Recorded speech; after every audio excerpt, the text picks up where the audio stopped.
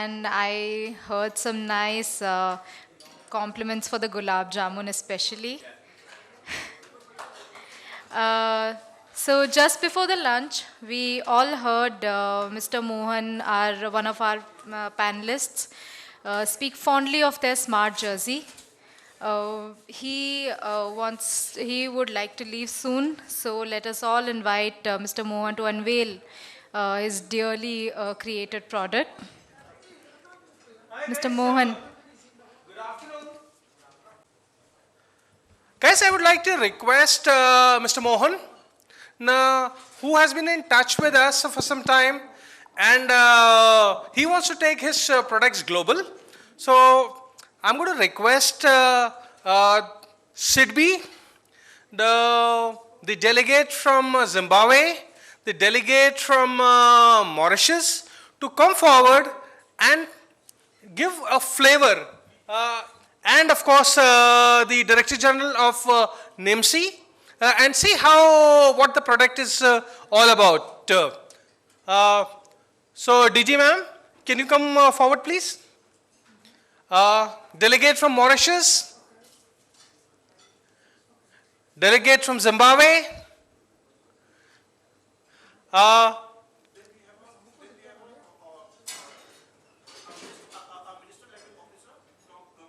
Who?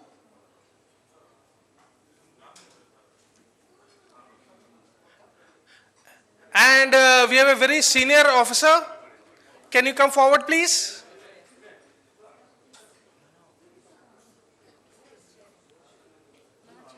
No. This is not a formal session, but this is how the real world is. You meet people, you build those contacts, and you take it forward.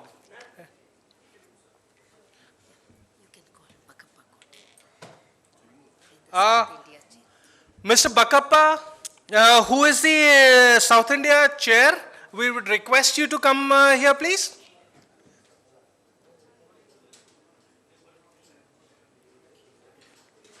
And I see from here that he is Bharat Sevak Samaj. And this is a very interesting thing. Sir, welcome. Requesting the Sidbi person to come on stage here. And of course, our very own Mr. Mohan, who is going to take the world by storm. Mr. Mohan, on the stage, please. And why don't you tell the world what you're talking about, you've spoken to us, and what your product is. And you're working with Chennai Super Kings, and you're going to launch officially with them. Over to you. Thanks a lot, Dr. Nigam, for giving this ad hoc intro session for a product which we are proud of. So this is a product which has been in the genesis for almost 3 years now, starting from already existing products, but how do we make it in India, right? So that was a journey we started. So step by step, we started adopting the processes in terms of how do we get a stitchless, a fully bonded vest in place, right? And most of you would know that, most of the textile industry in India is not used to a stitchless kind of technology. So I had the good fortune of being a faculty at NIFT, and I still do teach them in the Bengaluru campus. And then I started learning about stitchless technologies, and that's pretty new. And interestingly, they were exporting it, for all the other brands, but none of the brands in India were consuming it. So we wanted to be the first brand which will launch a fully bonded vest.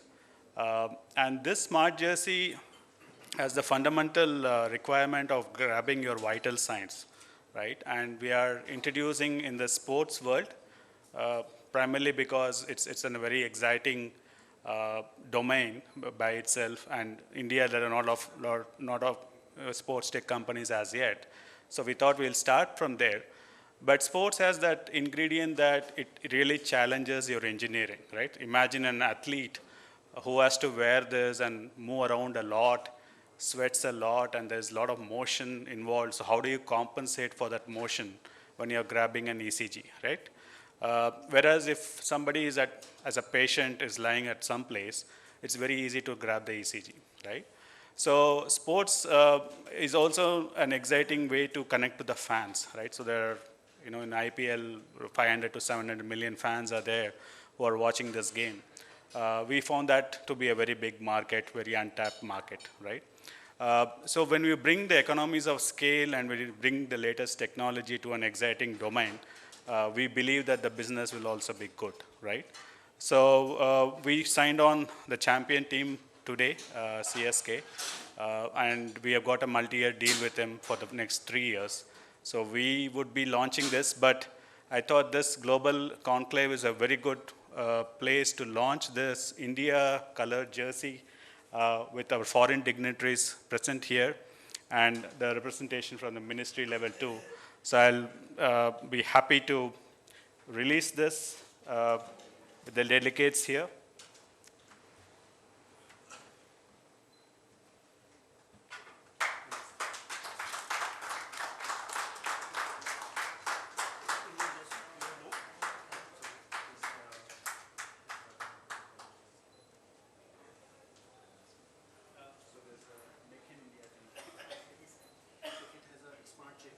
Correct. So let's hear you talk about this jersey. Yeah. What can it can do? How does it really work? Yeah, so this one is...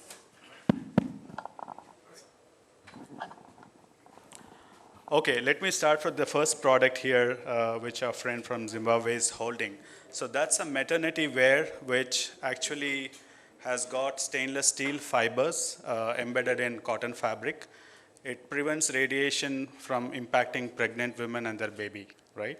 So that's a very innovative thing, but that is not smart as such. It doesn't have the ability to get any vital signs, but it's a very innovative fabric. What Madam is holding is Indian with India colors, of course. Yes. And to make in India. And that's the only piece I think we have manufactured so far. And that has the ability to grab your heart rate, respiration, temperature, motion, and in future hydration, right?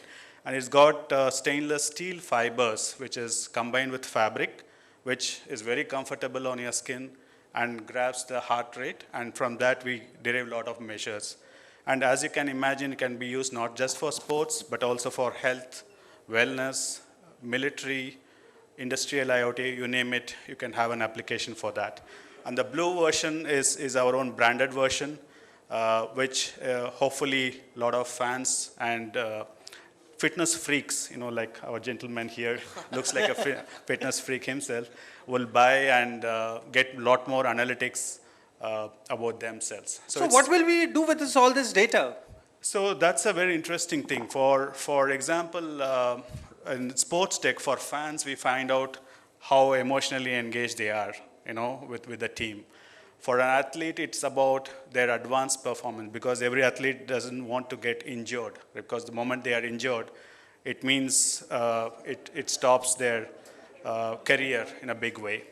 For healthcare, obviously elderly healthcare, it's very useful because especially during pandemic times, you didn't have the chance to go to a hospital, so you can be monitored at home. So my co-founder Vinay is actually wearing one there. Oh, okay. And you can see the amount of data which comes out of it. Wow. Yeah. Can you show the data here? Yes. To ma'am? Yeah. As you can see, my heart rate is rising up, standing. I'm actually wearing it here, and this thing is transmitting it, so you can see. I'm happy now. If he's playing a sport, if he's running, if he's cricket, football, so his heart rates can be monitored. Like. So that's how, we talked about technology previously. And here you are seeing an example of a product where textiles and technology come together. And I'm sure as India progresses and we unite with the world in multiple ways, there are a lot of things we can do. Thank you so much. Thank you all for your audience. Thank you very much. I would request panelist for the next panel. MC, please. That was a very beautiful and very innovative product that we just saw. We'd like to start with the next panel discussion, which is... Can we please settle down?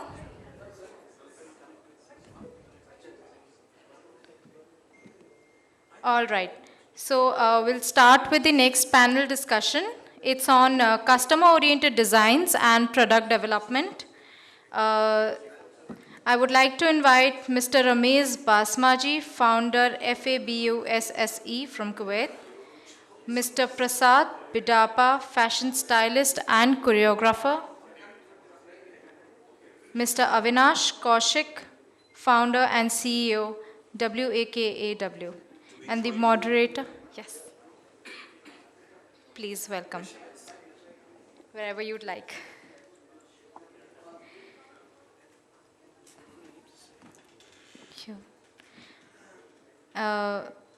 The moderators, I'd like to invite the moderators, Dr. Ajit Kumar Nigam, CEO, NIFT Foundation for Design Innovation, Dr. Rumbidzayi. And we would like to invite chairperson, Mauritius, and chairperson. We'd like to invite the delegates from Zimbabwe and Mauritius onto the stage, please. Dr. Rumbidzayi Masina, a professor, University of Zimbabwe, Textile Department, Zimbabwe. And Mauritius.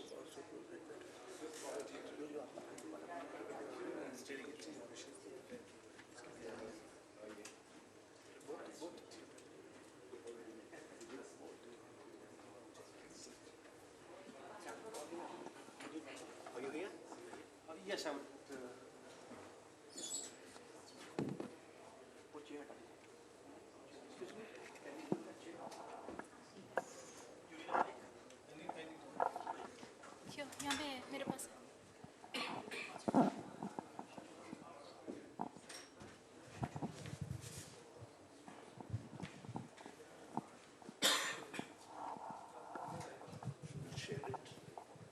Yes, two of us, we can share this. Guys, good afternoon. Welcome to the next session. We had a very interesting session in the morning on the technology element, and we are going to look at the customer orientation design and product development. Market access is something which is critical. And we also heard from a technology specialist, how do we link artificial intelligence to understand demand, the optimum demand. So what does the demand really mean? How do we create a product which is really liked by the customer? Customer does not even know that this makes sense or does not make sense, but still he would like to try. How could a brand go deeper into the psyche of a customer, understand his innate requirements, and then convert those innate requirements into products per se? This is a challenging task. And for us to execute this on ground, multiple thoughts have to go in. There are multiple strategies, multiple approaches. With that as a background, I'm going to request a delegate from Zimbabwe, and she's a professor. I mean, professor means knowledge. Would request her to share her views. She's also the chairperson of this panel. Ma'am. Thank you very much.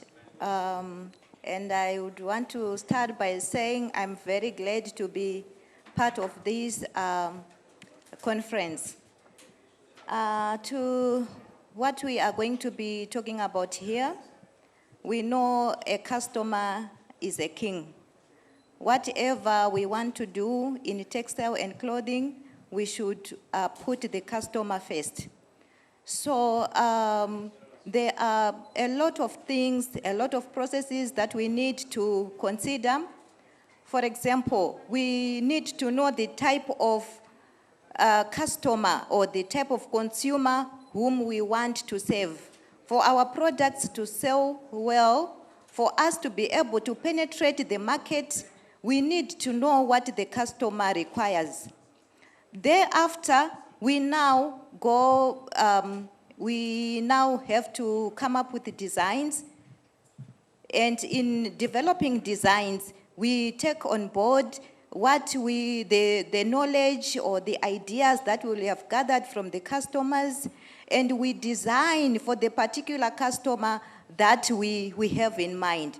We cannot design for everyone in the world. We cannot design for everyone in the market. But if we target a specific market, a specific type of customer, our products will sell very well. So when designing, we have to take on board the ideas that we have gathered from the customers, because they are the ones who are going to utilize the items that we are going to make, right? We also, as designers, have our own ideas. Now, that for the customer, the consumers, they also need to understand the other side. They may have their own side of thinking, their own likes, their own desires, but they also have to understand the other side of designing, the eco-fabrics, the eco-textiles, their advantages, so that they can also consider that when they are purchasing our products. Right, so in product design and development, we are saying we need to have customer-oriented designs, customer-oriented products. So as the process goes on, we are developing the product, we still have the customer in mind, because the customer is the consumer of all the goods that we are going to produce. So as we develop the product, we consider a variety of things, such as the uses, how the products are going to be used, who is going to use the product for what functions, for what events. We consider the colors, we consider the diverse styles that individuals may want to have in their wardrobes. For example, in the morning, we had that session whereby somebody said, you have to consider what you already have. You don't just buy or just have things for the sake of it. So you also consider that as well. So colors and the seasons and everything else come into play. As we are trying to do that, we want to consider the technologies in production, because you go to a customer and they say they want a particular style, and you take 6 months to produce that. When you go back to sell that same design to that customer, they may not like it anymore. So the time of production is very important. So the issue of technology now comes in.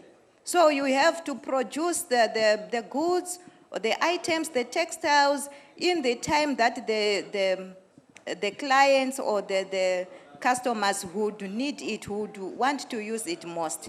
So it is very, very difficult, important during the production chain that we always consider what the customer wants. It is very important that as we produce to satisfy the customers. But as like from my side as an educationist, we believe in training. People need to know, need to be told the advantages of certain fibers, fabrics, designs. We also need to come up with the prototypes, so that when we produce, we take it back to the customer and say, this is how the final product will look like. And if there is need to adjust, the adjustments are done on the prototype before we mass produce, if we are to mass produce, so that our products sell very well. In product design and development, looking at the customer, would want to make as much profit as we can.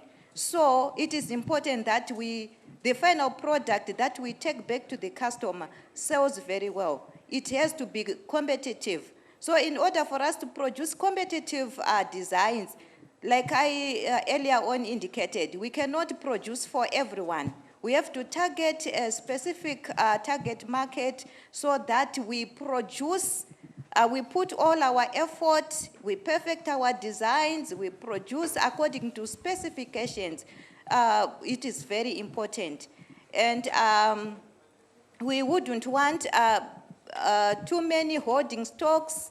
We want to produce things that sell, the garments that sell. So if we just produce for the sake of it, we'll have a lot of garments in the shops with no one buying them. And this whole effort that we are putting about SMEs and trying to innovate and trying to come up with a sustainable way of developing or clothes that are eco-friendly and what have you will not yield any good results at all. So it is important that we always consider the customer, and whatever process during product design and development should be that which will make us realize lots of profit and at the same time being competitive and for sustainable development. Thank you. Thank you, very interesting thought. So I have a quick question before I move to the next panelist. What are we doing in Zimbabwe and rest of Africa to gather this input? Because without the input, you cannot move forward. So how are we doing this in that area? Thank you very much. In my country, Zimbabwe, we have got so many institutions of education whereby we train textile technology. We can have different names, clothing and textiles, textile and fashion, but we are saying we have an opportunity to train students. We have also some polytechnical colleges that offer training in textile and clothing related programs. We also have some SME programs whereby the textile development and clothing construction are being done, but it is still being done at a very small scale. So I'm sure it's almost the same in most of the African countries. Okay. Interesting. And sir, you're a name in the industry, and your thoughts are really required for us to understand how we can use the input which is coming from the market, as she mentioned, and use multiple technologies to take it forward and maybe link it to a demand perspective. So would like to hear from you. What are your thoughts on a customer-oriented design in the real sense, so that the market access can be developed? Over to you. Thank you, Dr. Nigam. It's a pleasure being here and meeting all of you. Thank you, Professor Masina, for your interesting inputs. Thank you so much. In India, we have a particularly challenging problem. We have over 25 states producing the most beautiful artisanal textiles, crafts, all kinds of things that come from every corner of this country, making India the largest producer of hand-finished products in the world. Our textiles and our crafts are something superb. They are really, you know, a product of thousands of years of civilization, and the techniques that we have, like vegetable dyeing and the various types of weaving that come from across the country. If you look at the great saris of India, we've got Kanchipuram in the south, we've got Benares in the north, you've got the great ikats of India, which are Pochampalli and Sambalpur and Patola. And we have craftsmen and artisans all over this great country working on their own, sometimes working with no support at all, but invariably making very beautiful products. There are two challenges to them. One is both of you all mentioned, connecting to the customer. Connecting to the customer, I think, is the biggest challenge today. It's the most difficult thing for anyone to do, and especially for a craftsperson who is sitting in some remote village in Bhuj or, you know, in outside Jaipur. It's very difficult for them to connect to markets. And that is where artificial intelligence is going to play a huge role in bringing everyone to a level playing field and giving every craftsman, craftswoman, artisanal textile producer, weaver, dyer, printer, give them the access to markets to make something significant happen and to help them create brands. In this country, we do not treat craftspeople with a great deal of respect. We look for the designers to go and order from them. Then the designer shows the craft pieces and the saris on runway and takes all the credit for it. And the weaver who has actually spent 6 weeks weaving a sari, nobody knows who that person is. In all the projects I've done, like Rajasthan Heritage Week, we have tried to reverse that. On one hand, we need the designers. We need the designers to teach the artisans about modern design. We need to bring them up to speed and tell them that this is what the world is looking for. This is what young people are looking for. So designers, when we introduce them to the weavers and the artisans, many of them are extremely helpful. And they teach them how to use color forecasting or use more sort of, CAD-CAM kind of technology in their work. And they teach them about new color combinations and tell them these are the colors that are selling well. For example, the Kota Doria weavers of Rajasthan, who made one of the most beautiful saris in the country. Very lightweight, it was made for a desert climate. It is a fabric that actually breathes. And they put a lot of zari into it, and the men wear it as turbans because it's such a cool fabric to wear. But the women said, why can't we wear it? But because of its transparency, it was difficult to be made into a sari. So they introduced a lot of zari onto it. So the zari made it less transparent, and a woman could wear it without exposing any part of her body because now it was woven correctly. But then the middleman entered and took over the entire distribution of the Kota Doria sari and paid the artisan very little for the work that they did, took it and sold it at a much higher price. So that was really something that we tried to break by letting the artisan connect directly to the market, to the final market. But where the middleman was also interfering was in the design process, saying, aur rang dalo, make it more colorful, put more zari in it. They were making it very gaudy. And without really understanding what the market really wants. It's just what does a middleman know? He just says, make it more colorful, it'll sell. It may sell, but that sort of ruins the design principle in the end. So the designers came and showed them how to get back to the older levels of coloration and the way they dyed, using vegetable colors, making duller colors, using a lot of neutral colors. And all of a sudden, the thing started selling in a very contemporary way. But the best thing was that the artisan, once he was exposed to new design, continued to do so brilliantly. He did not have to be told every month, do this, do that. He himself began to learn and do wonderful things. So now the product is becoming more modern, more contemporary. It's sort of aiming at young urban professionals in all the great cities of India. There are big markets for artisanal work. People like cottage industries bringing the products to people, but still not enough. Right. So the empowerment is built into the schema of things. Well, once you make someone successful, they're empowered. There's nothing more to it, really. So there was a lady called Ruma Devi from Barmer, and she was, married off at the age of 17 or 18. She learned how to do applique, and then she became very ambitious. And then she asked some of her friends to join her, and then some more friends joined her. Today, she employs 2,500 women doing applique, and they make beautiful products, for the home, for fashion. I tell them, don't do too much of fashion because fashion is difficult to sell. And if you don't sell it one season, you get too many leftovers. But in home categories, you can sell it year after year because bedspreads, curtains, table runners, tablecloths, people buy the same kind of thing year after year. There's no fashion in them.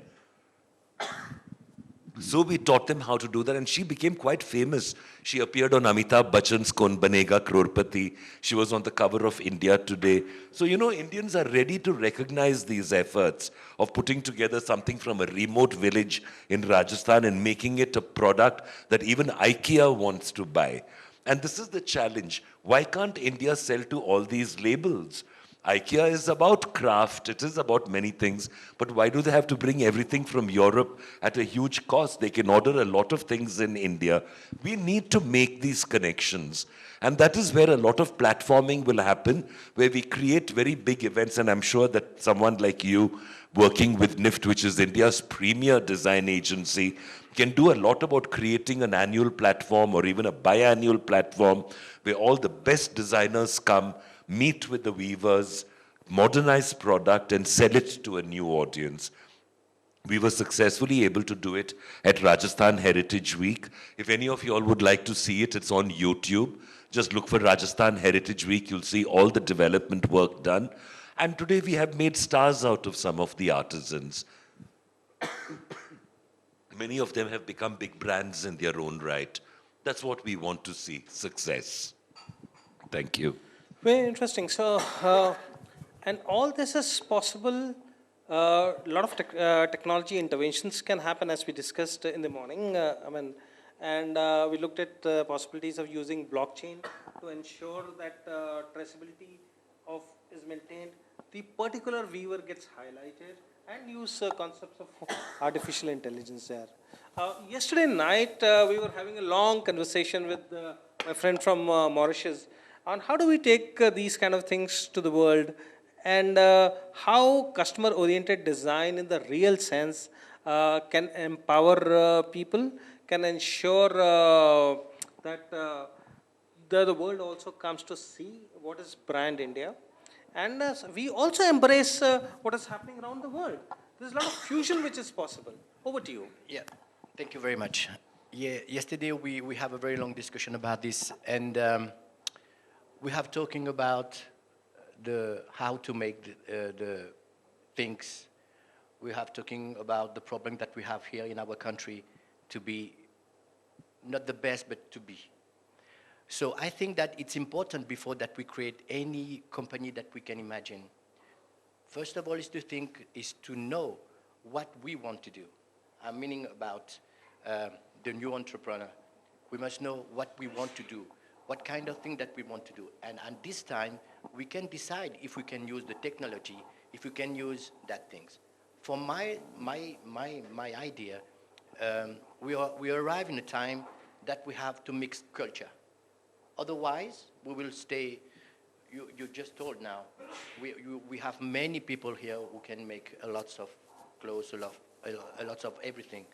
But yesterday, we have a very nice question who comes, why we are not one of the top in Europe, in United States, in China?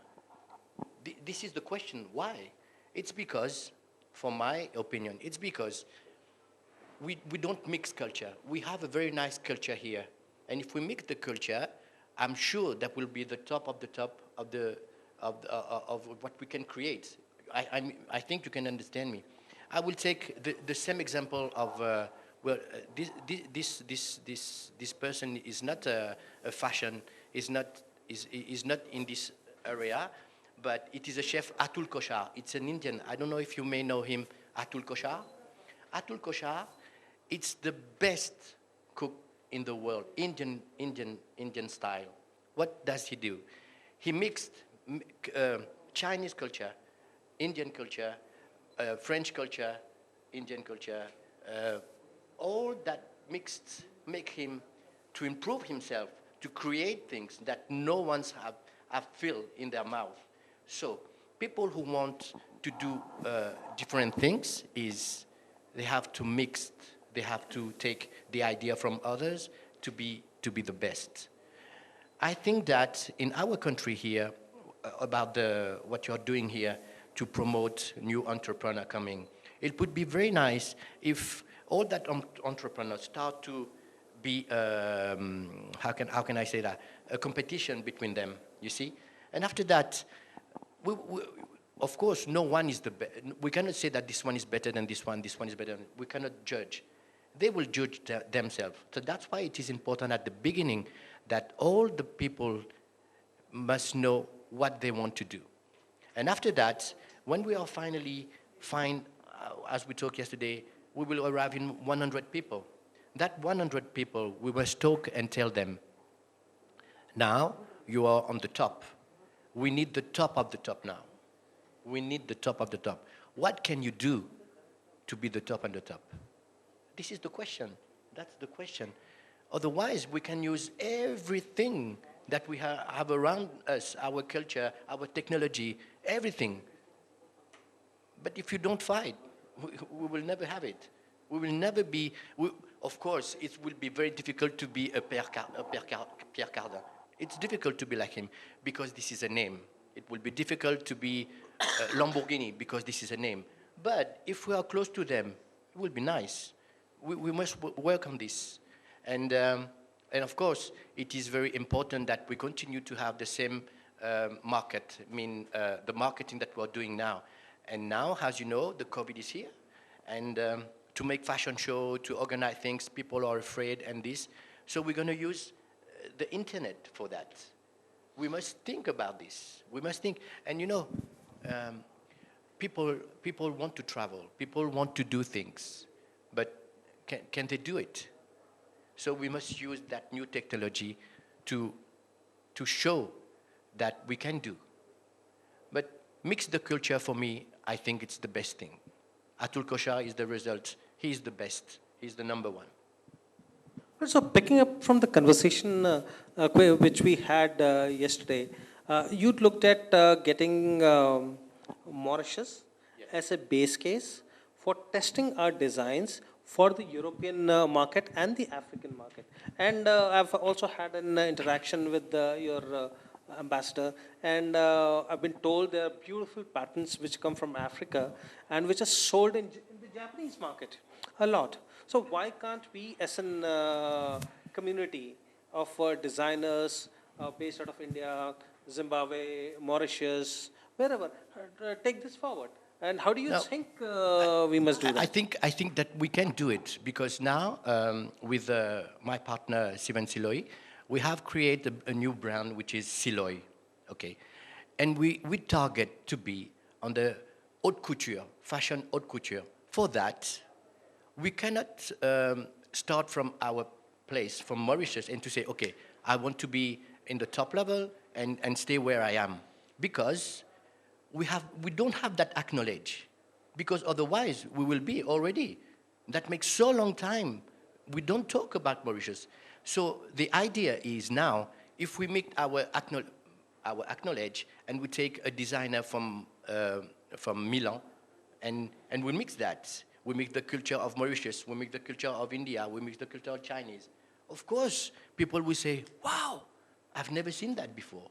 This is what we are doing now. And I'm sure, and I promise you that when I talk with our designer, she was so excited because no one think about that kind of idea and says, okay, let's meet the culture to create something. And after that, we can say, okay, we're going to use the technology and we're going to use all that we got in our country to say, we do it. This is my opinion. And it is not only my opinion. I'm sure 200% that our brand will be on the top because I'm working on it. Right, good luck to that. And sir, I would like to hear your views on things related to customer-oriented design before we actually move into details of product development. Thanks, thanks to all the dignitaries, and thanks to this event and GlobalSpin for giving an opportunity for an entrepreneur to be part of this panel. If you could remove your... Sorry, I'm having... Okay. Yeah, so I just really want to thank the MSME and the organizers for giving opportunity for startups to come and to speak along with dignitaries who've been pioneers in the industry from Prasad, Bidapa, and we've grown up, looking at page 3 articles where, he's been a celebrity. But technology has that power today as a startup, we are able to, drive and power the New York Fashion Week, Digital Fashion Week. And for the first time, customers are going to tell the manufacturers what they want. And the way people express themselves and the medium they are expressing is changing. Because, see, last 2 years, we've been holed up at least in my case, I've been holed up in my house. And it's only me and my wife and my kid. And, but still, in the 2 years, we have not traveled, we have not gone out, but we've been ordering a lot of online fashion. That means my wife, not me, but my wife orders a lot of fashion. And fashion is an expression, and there's no medium to express, so there is Instagram. So on Instagram, she wears dress, she takes pictures in garden and elsewhere, and then she's posting on Instagram. And she hardly gets to wear it in physical events, occasions. And that's how it's become a digital expression for people. So consumers are expressing fashion in digital mediums. And this is just Instagram, this is, this is just Web 2. So now there's a new technology, a new transition that is happening into Web 3. That means there is more immersive mediums that are coming. So Facebook has changed its name from Facebook to Meta. That means there is so much of importance that they are giving to a new medium that is emerging, which is not two-dimensional, it is three-dimensional. And 1/3 of the world is already into gaming. So my daughter, who is 9-year-old, shows me something on Roblox. It's a medium, it's a digital gaming medium. Like when we were in college and later we entered Facebook and other media, social media, the kids of today are already exposed to gaming. And then 1/3 of the world and 50% of them women are into the gaming world. That means they know how to interact with 3D spatial designs, right? They express themselves in these mediums.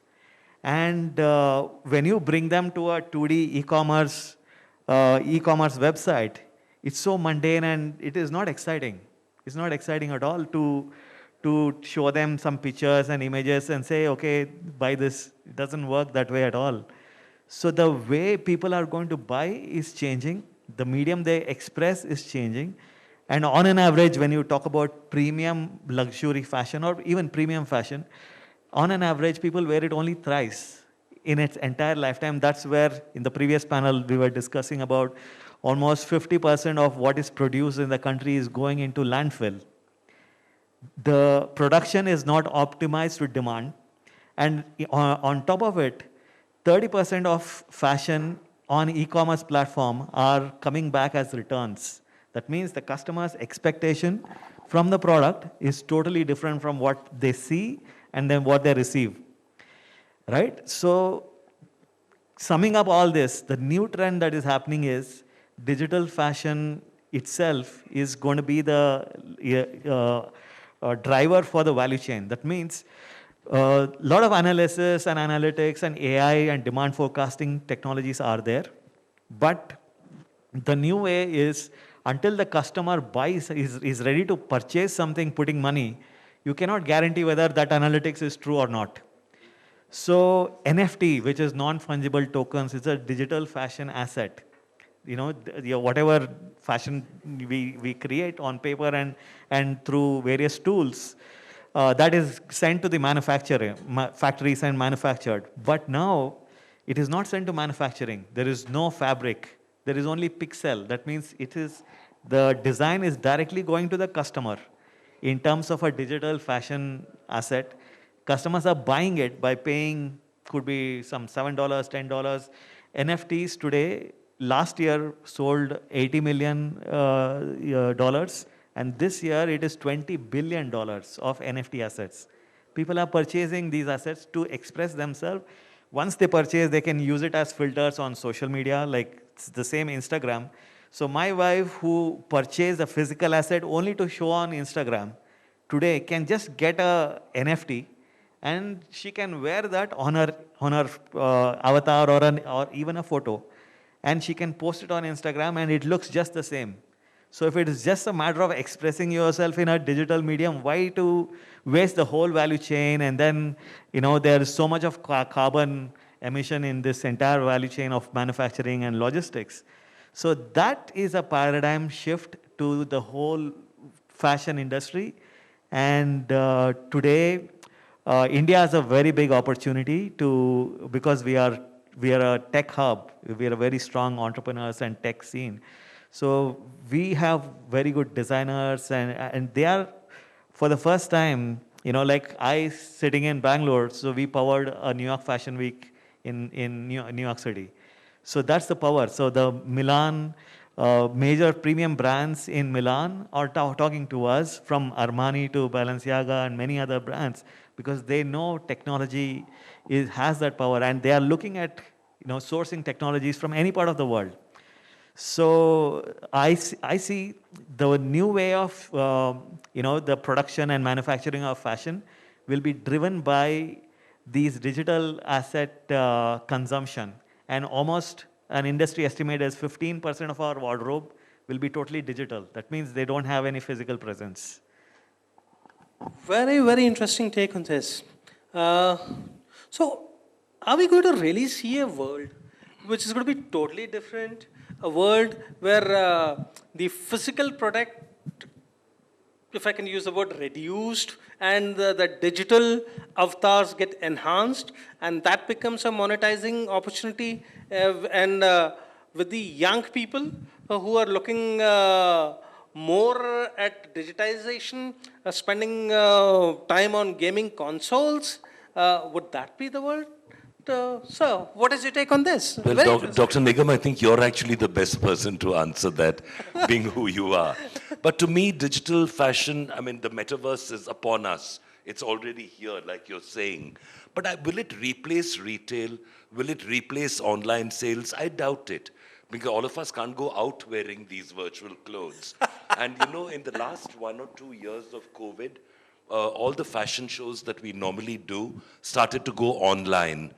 But we spent a lot of money on it. Each designer was spending ₹1 million on doing a good show and putting together things for Lakme Fashion Week and India Fashion Week, and all over the country we were doing, videos. But somehow it never created the excitement of a live show. It never created any excitement at all. Because people would say, Acha, I can watch it now or I'll watch it later when I get home in the evening. It's not like a fashion show where you miss it, you've missed it. And it didn't have the excitement, the people there, the red carpet and the celebrities all dressed up and the models looking wonderful, makeup and hair, it all contributes to the excitement. So I don't think it was able to replace. And in December of last year, we did our first fashion week for the Times Group. And somehow that opened the doors to all the other shows that would come. Last month, we went for Colombo Fashion Week, which was again a 1-week-long booking for an international viewpoint. And I think that, what you are doing on your platform, and I want to suggest is, why don't we think about creating an international design facility, where we can all contribute the designs, traditional, modern, coming from everywhere, classified beautifully, so that if an artisan wants to come and use something, he's welcome to come and use it. I really think we need to create now a design museum that is usable.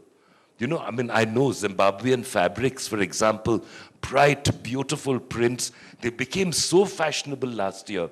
People in Paris and London and New York and Rome were all buying African prints to make clothes out of.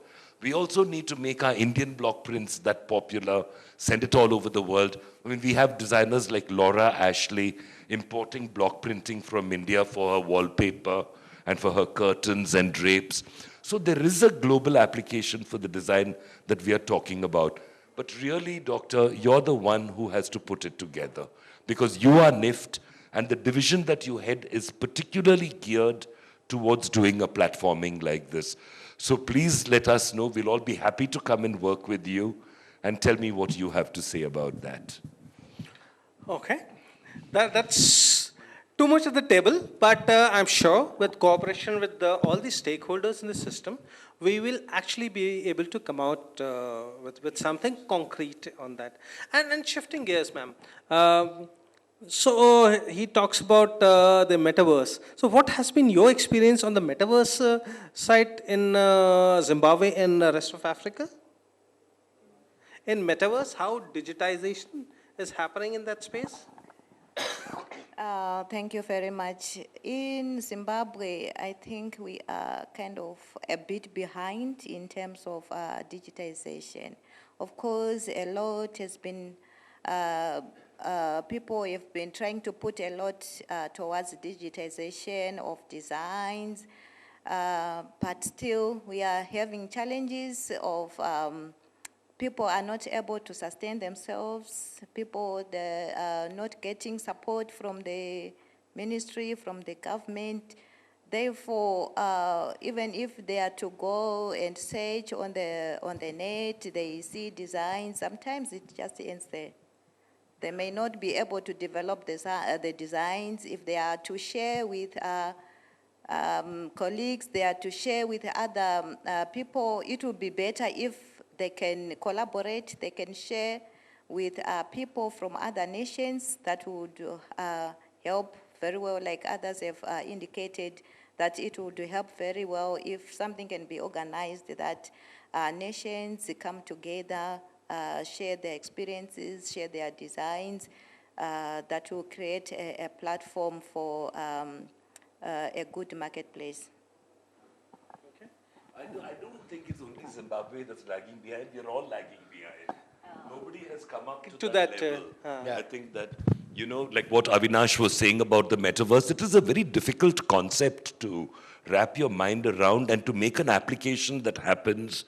I think globally, it has started in a slow way in Europe mainly, I think. I see the Milan designers using a lot of the metaverse, and even big companies like Nike are selling sneakers today on the metaverse. So they'll sell 5 copies and you have to pay to buy one of those 5 copies and your avatar, digital avatar can wear it. But I think that's a very young thing, you know. I mean, I think maybe the next generation will most probably go for that. I can't see our generation going for it.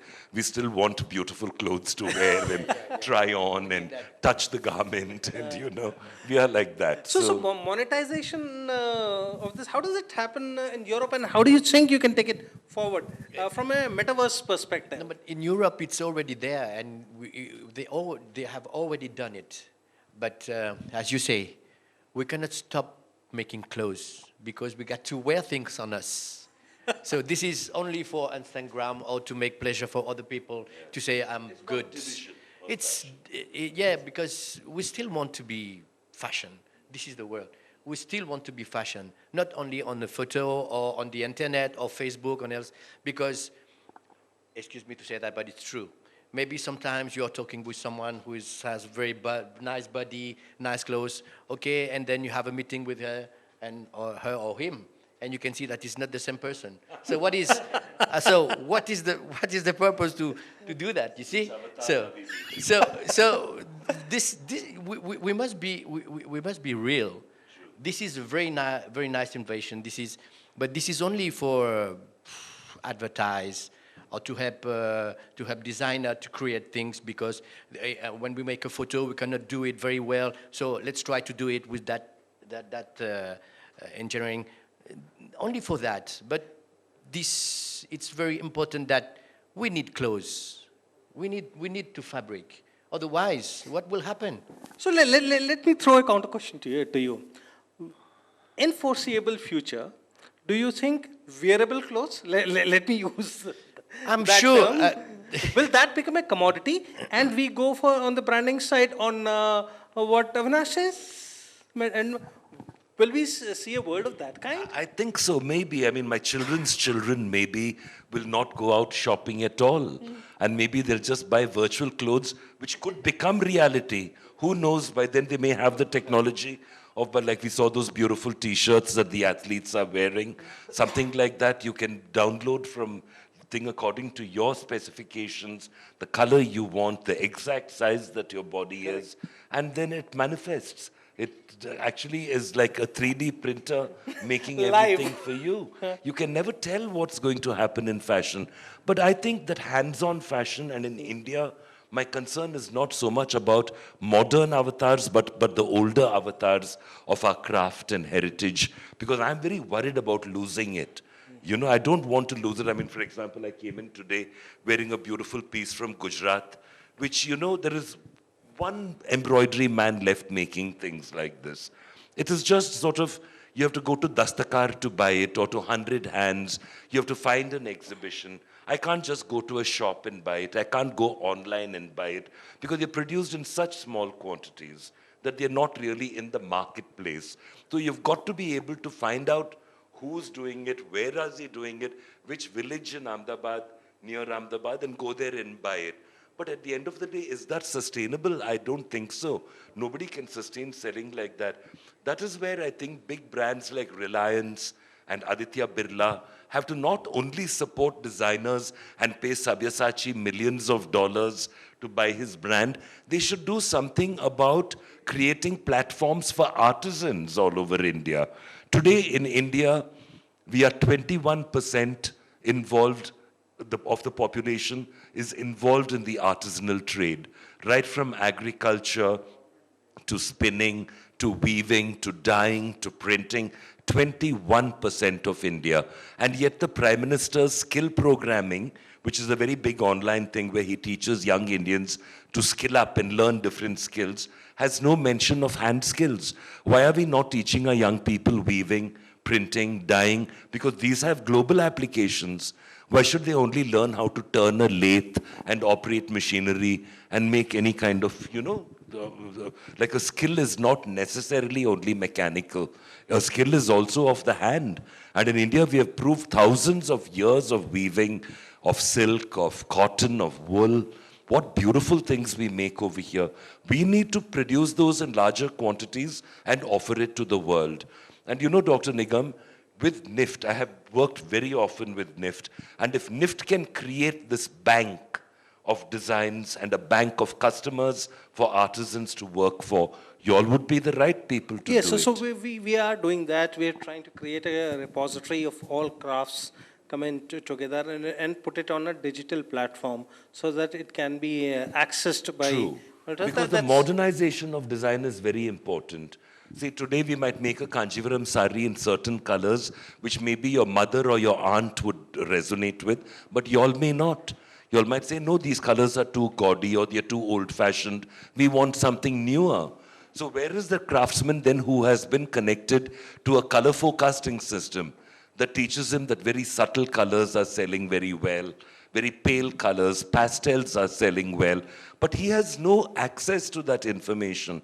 So if someone like NIFT could create a kind of a via media for that and create a platforming where they can come in and like a design bank, you could even charge them a little money for it. It doesn't have to be completely free. Somehow I feel that when people get things free, they never value it, you know. That even if you pay 50 rupees for it, you should pay 50 rupees for the design of a poppy that can be block printed, something like that. And then you create a kind of an ongoing business where young Indian people also can look at craft and artisanal work and say, wow, that's modern, that's beautiful, I can wear it also. Like, why are we not making Kanjivaram and Banaras fabrics to make evening dresses in Paris? Why can't our artisans sell it in Europe or America or in Africa or wherever, you know, to make their kind of clothes? We can't expect to export the sari. The sari is the least exportable garment in the world. It's very, very difficult to export. You can hardly export it at all. Very few countries will buy. But fabric made out of those kind of things. So we were talking to the Banaras weavers and saying, Bhaiya, don't make a palla. You know, the end of the sari is called the palla. So we said, don't make that. Just give us the fabric. So if 6 meters of it can be made without a border, it could go to a Paris designer and be fashioned into a beautiful evening gown. But we have never connected the dots. And I think the time has come now for technology to connect the dots, for blockchain and for artificial intelligence to come into play and bring these people onto a platform where the world can see them and buy from them. Very interesting. I also wanted to understand both from Mauritius and from Zimbabwe, that how are weavers organized in your countries, and what kind of activities are being done by a government and by society at large to take it to the next level as we've discussed. We are looking at from an Indian perspective, but we also would like to learn from your experiences. Thank you very much. Fires are being done, yes. We have got designers. They conduct some shows, but obviously very few people attend such shows, probably because if they have to pay, there might be challenges. But some designers do attend the Vivas. So that's from the designer side. The designers organize their own Vivas. We also have in institutions, we conduct some fashion shows, we conduct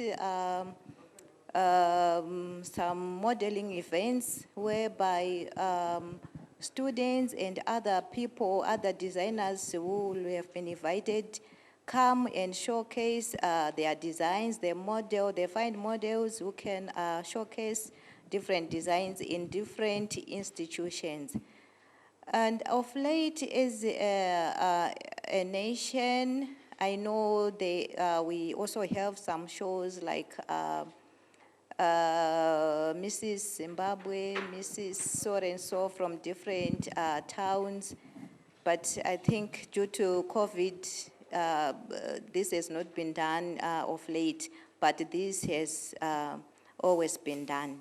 But you know, only those that are interested attend such events, unlike in some countries or in some parts of Africa. Most people have this drive to just attend the shows because they know they benefit a lot. That's where they see different designs. That's where they learn a lot about new trending fabrics. So because in Zimbabwe, you know, I think there's still a lot that needs to be done. Of course, we have these shows, we have these Vivas, but something, I feel something still needs to be done.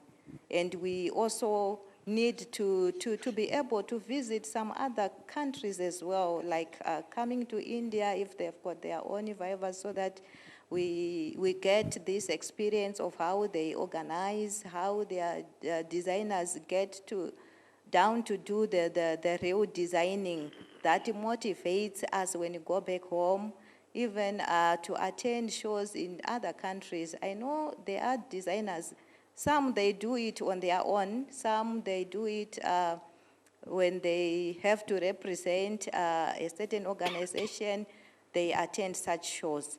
And you know, when they come back, sometimes it just benefits them and the small organization around them. But we would want something that can be done to benefit the majority, most of the designers that we have in the country. You know, I always say to myself, like, we train students into this textile designing, fashion, garment making, and what have you. They do lots of researches. They come up with brilliant ideas, brilliant solutions, but it just ends in the classroom. But we would want a situation whereby this can be showcased so that people know, like we are talking about customer-oriented designs.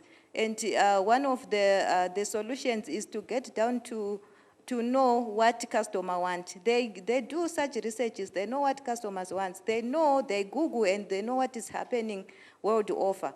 But for this to be translated into into something that can be seen, that is tangible, there are still challenges.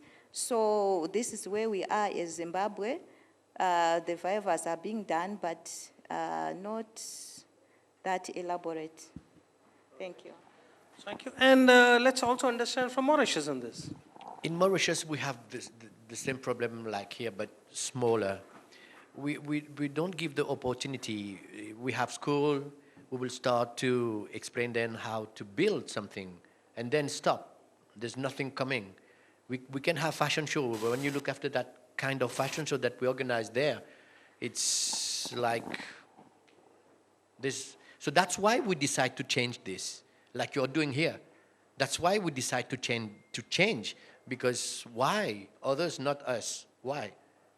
So we decide to change because we have that problem. We are in Mauritius, we are good in economics, we are good in tourism, we are good in music, because we dance Sega. we are very good in economics, and we cannot live only with money. We need that show that we need. Beauty. Exactly, exactly. We also have art.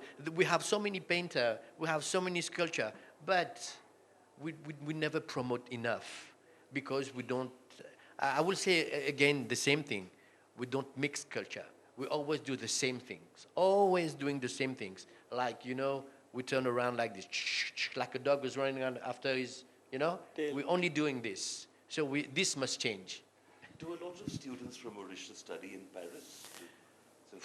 They are not, the level is not enough. The level that they have in Mauritius is not enough. It's not enough. Education is really the key.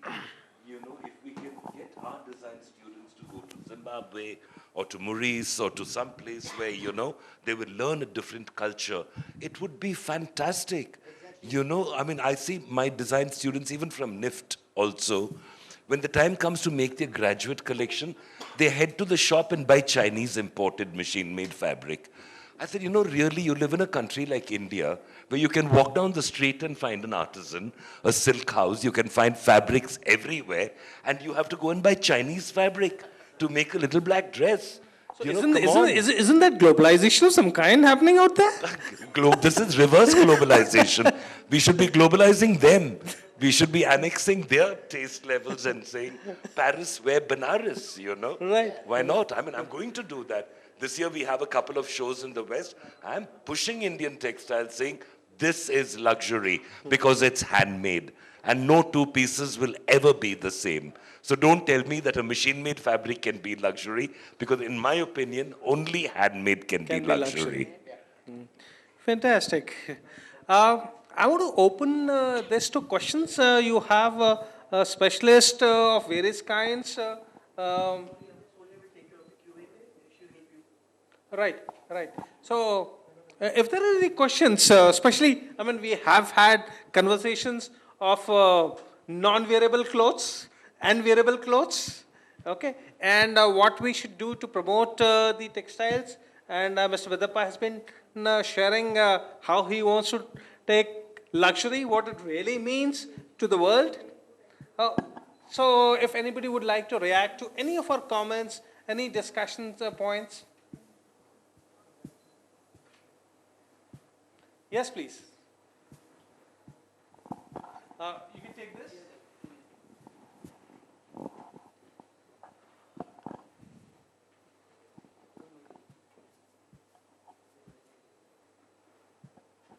Hello everyone, myself Puneet.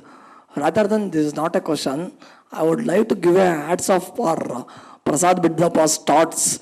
The handmade thing should go worldwide. That's has hats off for Prasad Bidapa, sir. Thank you. But you see, the thing is that like if you look at the craft forms of Africa or the craft forms of India or Mauritius, you're going to find the most beautiful things. Somehow we've stopped valuing our own work, you know. We always want to run behind the West, and we want to buy the bag, we want to buy the shoe, we want to buy the perfume that comes from the West. You know, they have culturally appropriated us for centuries. How much longer are we going to give in to that taste level? You know, I want them to repatriate what they've taken from us, and I want them to buy more from us. You know, I mean, today we know that China is in Africa in a big way, the way they came into Sri Lanka, the way they make inroads into India. Do you know that at one point, Chinese fabrics imported into India were subsidized? Why? Why would you subsidize the Chinese fabric? You know, we went to the government and said, you can't do this. You can't think of putting 18% GST on handmade fabrics and then you make Chinese fabrics cheaper. And Karnataka is a state, our state of Karnataka, we are the leaders in silk.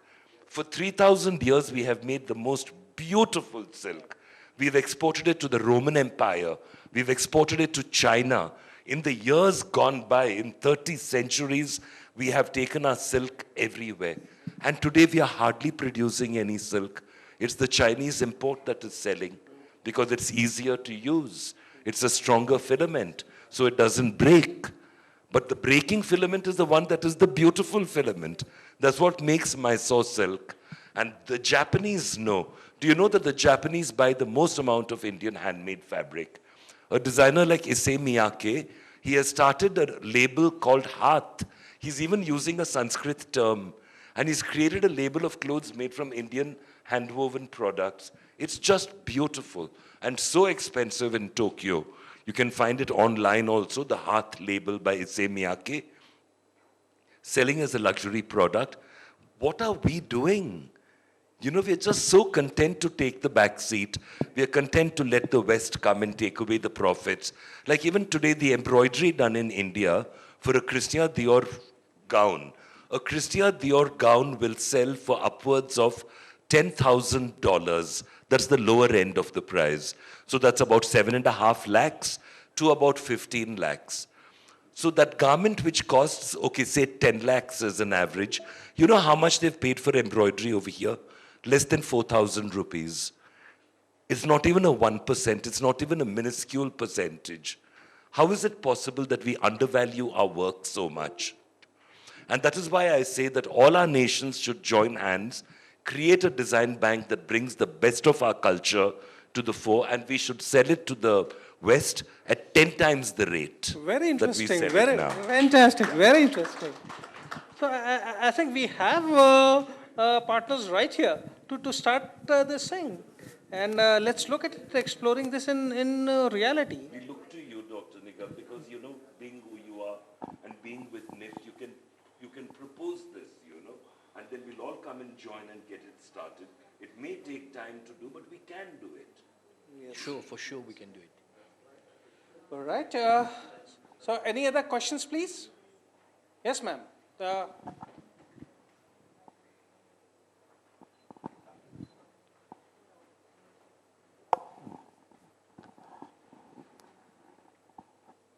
Hello everyone, myself Divya. I have a very, whatever, you can take it as a silly question. Common people, they say that artisan products or the craft products or whatever the handloom, it is too costlier when compared to the other, the imported ones.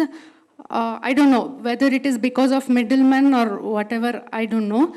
Or the imported Chinese products are too cheap than the Indian made products. So that is why people are going for it.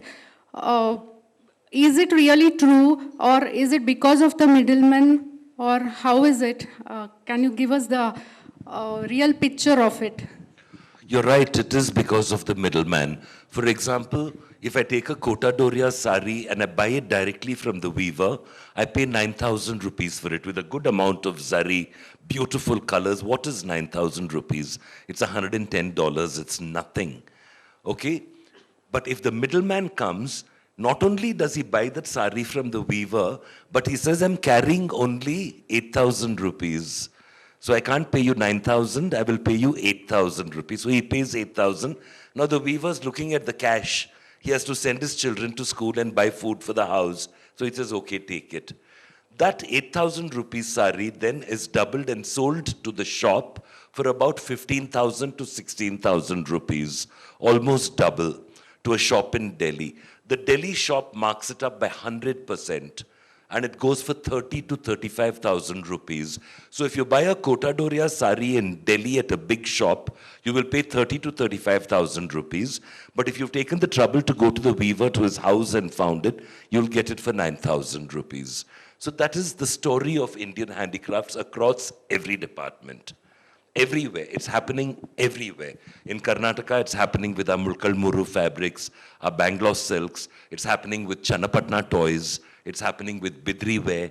It's happening with everything. The craftsman is the one making the least amount of money, and the government has to change it by creating cooperatives where they can come and sell directly to the customer. So when we did Rajasthan Heritage Week, we would create 100 stalls and give it to the 100 best textile artisans, craftspeople, lac bangles, mojeries, jewelry, whatever, as long as they were very good stuff. And we put up signs saying no bargaining, because the price that they're selling for is a very fair price. So why bargain with them? But we have this habit in India. We'll go anywhere and say, kitne pe denge? You know, we always say it, how much will you give it to me for? We expect the discount. And then also the government, in a very well-meaning way, Khadi Bandar will have a sale and say 40% discount. Why should Khadi be sold at a 40% discount? It's somebody's hard work, no? Somebody has slaved over it. Somebody has taken 6 to 8 weeks to weave a beautiful sari. Why should it go on discount? Why are we not prepared to pay a good price? Like we go to Louis Vuitton and buy a bag for 2 lakhs. Many ladies buy. Will they dare argue? Will they go to Louis Vuitton and say, kitne pe denge? They wouldn't dare. But to the craftsman and the small shopkeeper, we are very shameless. We say, how much will you give it to me? How much discount will you give me? On his own, if you've bought a lot and he wants to give you a discount, it's a different thing. But demanding a discount every time is not something we can do. And to every one of us over here, in 1 year, if you spend, say, 40,000 rupees on clothes, keep 10% of that amount, 4,000 rupees, to buy artisanal material, to buy khadi, to buy a handloom sari, to buy a rug that is made out of jute or coir. Do it and you will transform the economy for these people. We can do it. We can do it. And I really feel that somewhere, maybe it's going to be artificial intelligence that finally connects the dots, but maybe it will. I mean, I always live in hope. But till then, I say, let's all do our bit and do something about it. Thank you for your question. It wasn't silly at all. It was a very good question. Thank you. Thank you. All right, any more questions, please? We have a question from there?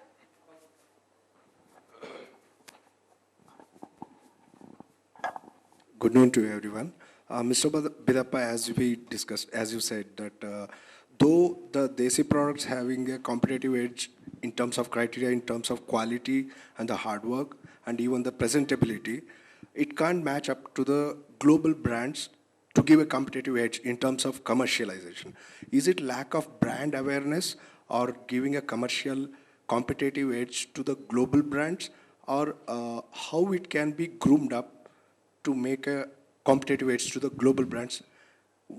Though the government agency ministries are striving hard to groom up the brands and creating the awareness and improving the commercialization of the products, where it is lagging behind, what can be done in this regard?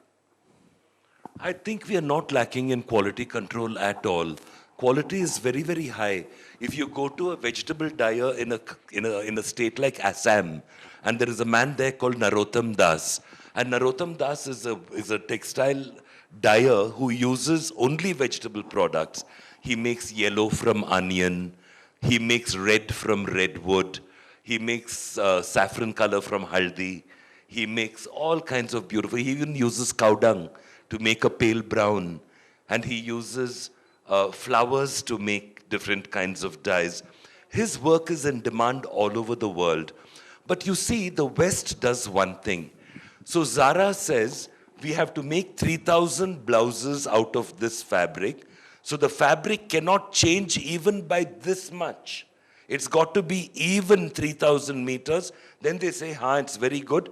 We'll buy 3,000 meters and we'll make 3,000 blouses out of it. Trying to standardize a non-standardized thing. So by standardizing something, they make our work look worse. So they say, oh, look at khadi. The first meter is loosely woven. The second is tighter.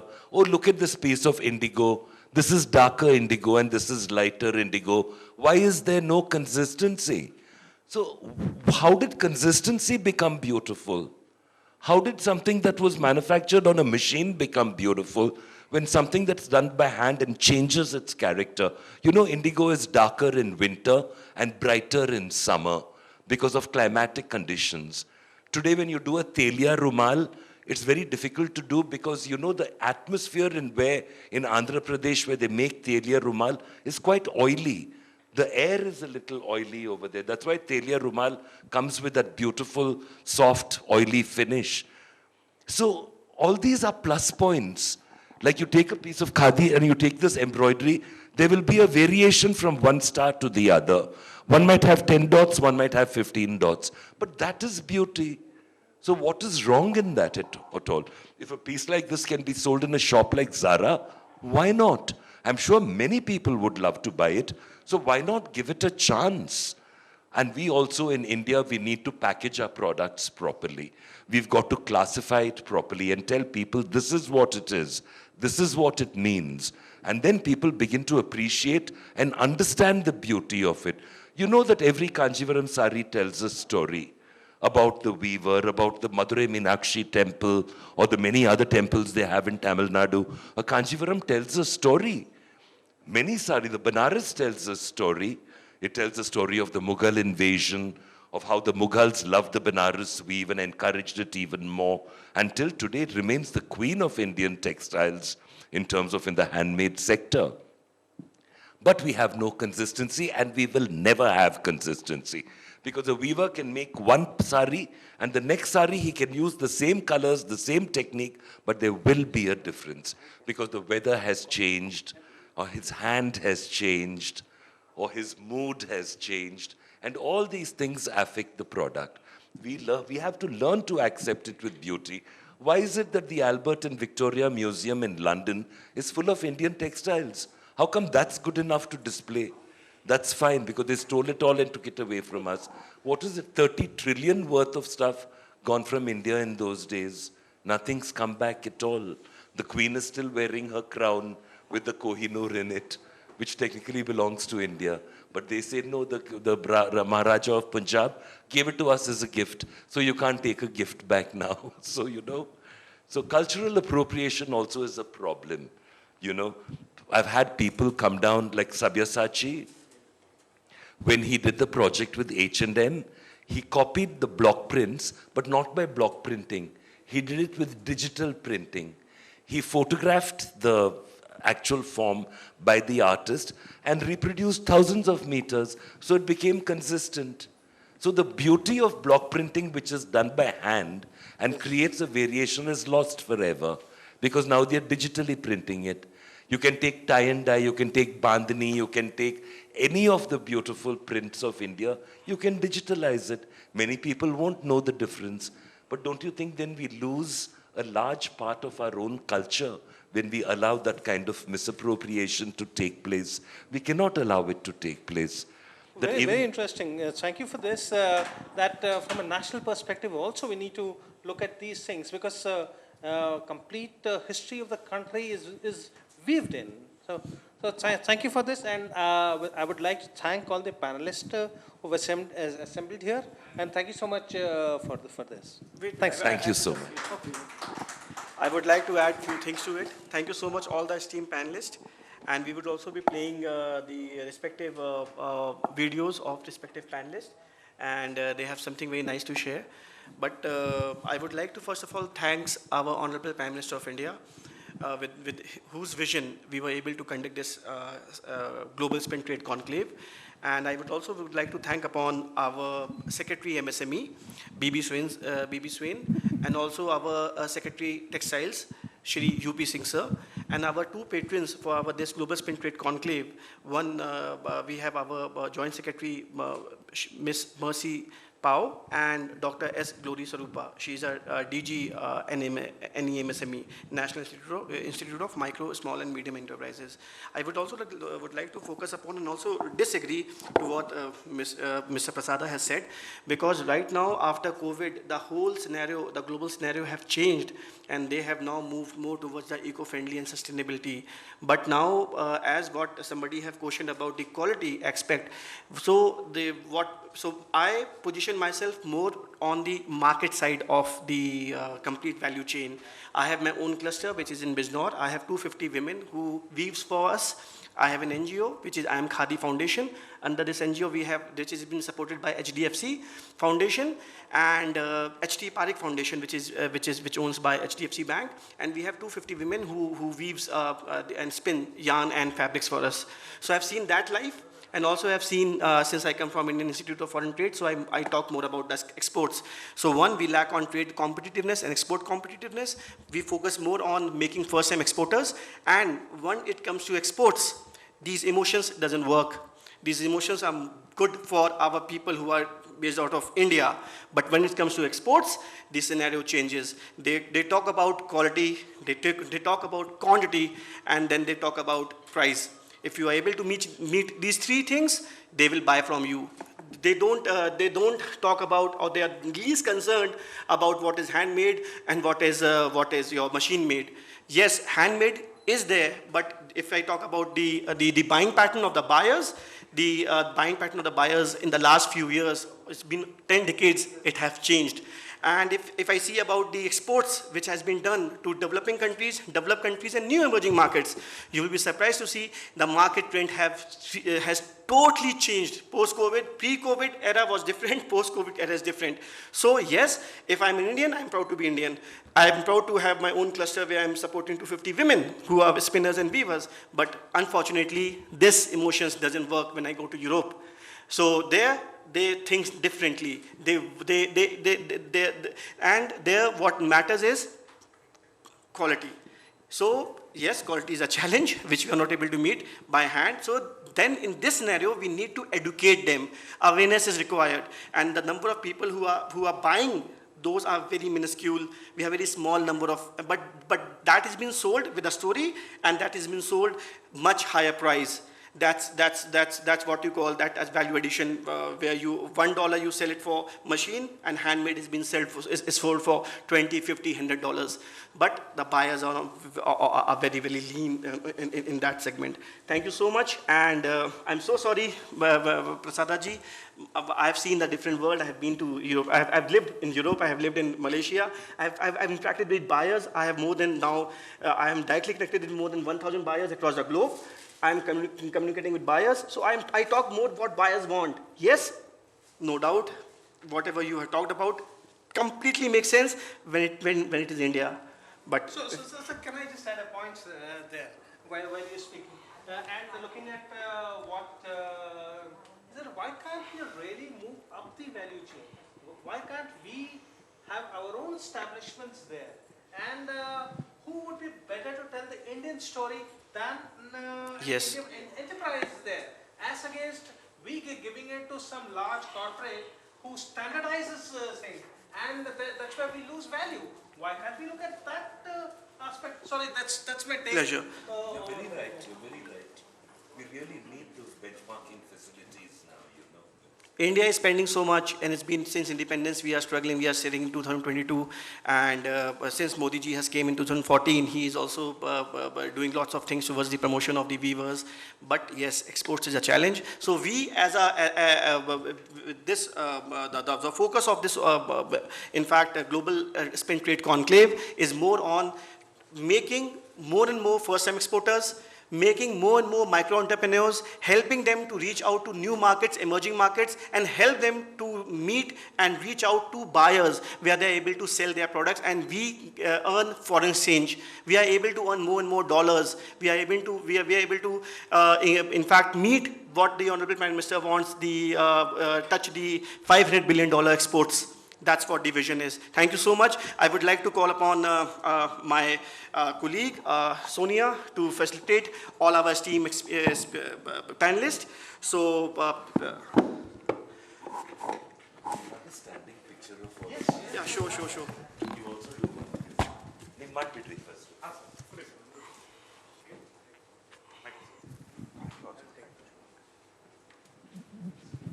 Sorry,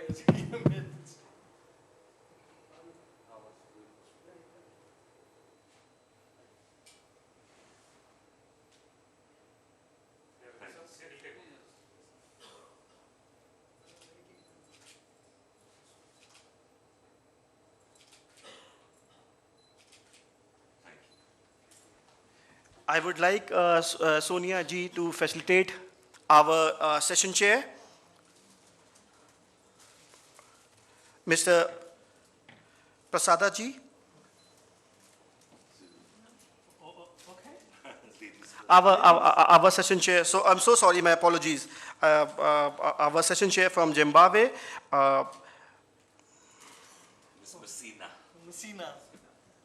Dr. Masina, Professor, University of Zimbabwe, Textile Department. I would like now Sonia to, I think we are, so sorry. Yeah, I would now request Sonia to facilitate Mr.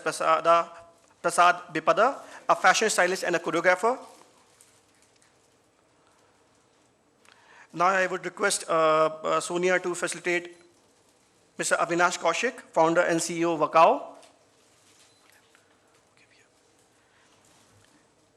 I would like now our another esteemed panelist from Mauritius. We have Mickael, yeah. Mickael Bughaloo. And of course, we have our moderator, Dr. Nigam. Thank you so much for moderating. So we would like to now, for a few minutes, please kindly look a beautiful Rajasthan Heritage Week, which has been done by Shri Prasad Bipada ji. And you would be, we would like to play 5 minutes of video of Mr. Prasad Bipada ji.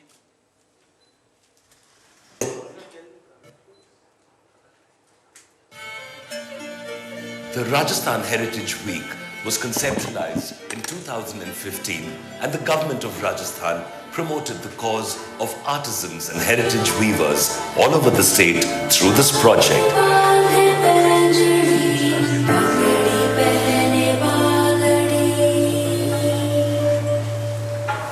The Rajasthan Heritage Week is the first serious attempt to place the traditional textiles and master artisans of the state on a platform where they could connect directly to customers and markets both in India and abroad. The artisanal skills of India have long been neglected, and the enormous potential they have to become globally popular products have never been fully explored.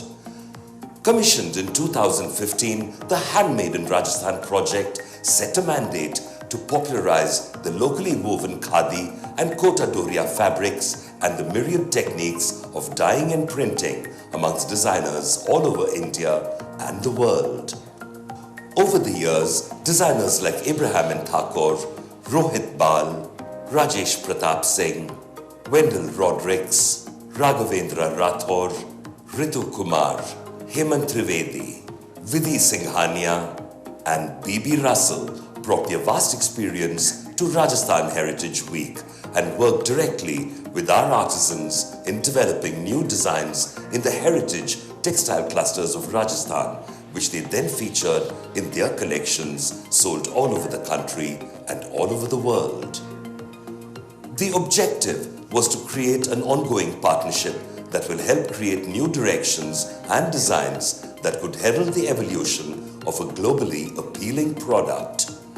Markets in Japan and other countries welcomed this new development, and designers like Issey Miyake are currently working with handmade Indian textiles. We also focus on connecting our artisans to India's biggest brands. Myntra, Ajio, Wellspun, Levi's, Raymond's, Arvind Group, Good Earth, and IKEA attended the Heritage Week this year and were connected directly to the artisans to place their orders. The success of this program resulted in a threefold growth in the demand for khadi products. Sales have jumped from 811 crores in 2015 to rupees 2,509 crores in 2018, the highest ever figure ever achieved since independence. We are now developing Telangana Heritage Week at the invitation of their government.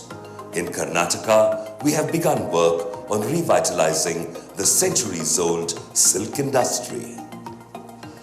It is time for these wonderful products to take center stage in the global luxury fashion markets, and business opportunities will abound, attracting serious investment and helping us build a global brand. Rajasthan Heritage Week.